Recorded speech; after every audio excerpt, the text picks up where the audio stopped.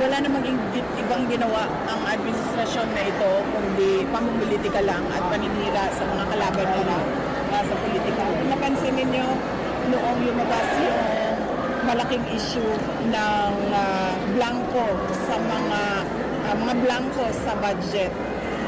At maraming nagtatanong at maraming nagsasabi na unconstitutional yung budget. Tinanong kung paano naging legal yung paggamit nila ng pera, puro blanco yung nasa loob ng budget, ay lumabas yung impeachment ko. Yun yun.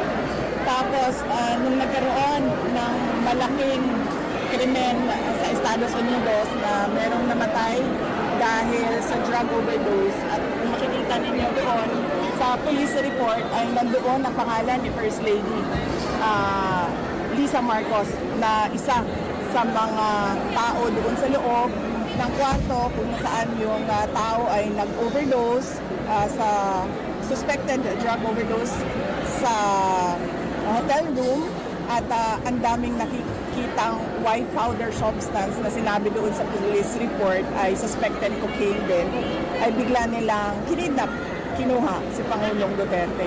Nung lumabas naman yung kanilang May 1 na 20 pesos ang kilo ng bigas, at syempre dahil hindi naman totoo yung pangako na yon, pambobola lang naman yon sa mga tao, hindi nila kayang i-sustain, ay tinigil kaagad ng May 2, lumabas naman yung complaint ko kay Congressman Pulong Duterte. So nakikita nyo na basta merong nangyari na kanagawan ng administrasyon, ang ginagawa nila ay sinisira nila ang kanilang kalaban sa politika para matabunan yung totoong issue ng bayan.